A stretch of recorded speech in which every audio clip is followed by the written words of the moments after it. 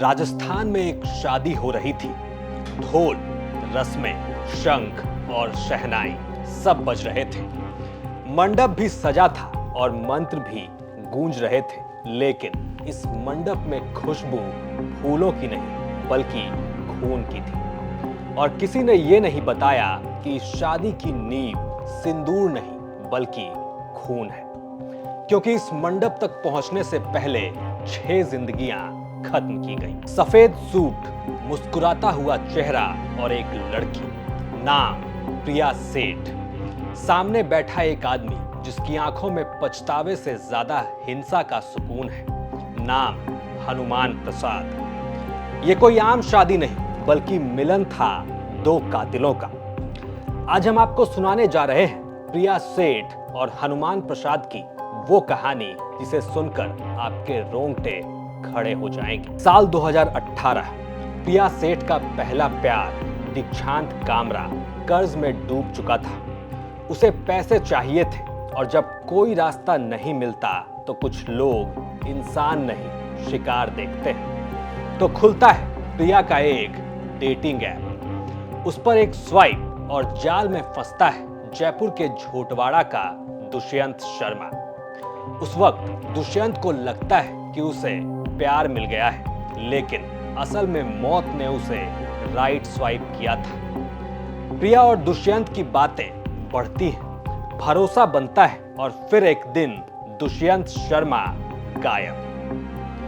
दुष्यंत के गायब होने के कुछ दिन बाद आमेर इलाके में एक सूटकेस मिलता है और आपको हैरानी नहीं होनी चाहिए कि दुष्यंत इसी सूटकेस में था। ठंडी, बेजान और मुड़ी हुई सूटकेस के अंदर से दुष्यंत की लाश निकलती है, लेकिन ये बात भी हमें उतना नहीं डरा रही थी जितना खौफ प्रिया की बातों से लगा, क्योंकि प्रिया दुष्यंत से अब भी पैसे मांग रही थी।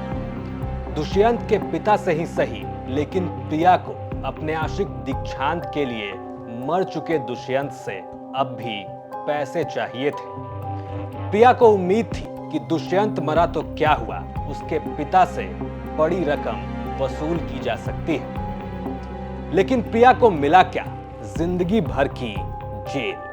2018 में प्रिया सेठ ने दुष्यंत को अपना बॉयफ्रेंड बनाया और मैडम का दम देखिए कि इसके बाद उसने दुष्यंत को किडनैप भी किया। अपने इस नए प्रेमी को छोड़ने के बदले उसके पिता से पैसों की मांग करती रही और जब पैसे नहीं मिले तो दुष्यंत की हत्या करके सूटकेस में भर के फेंक दिया।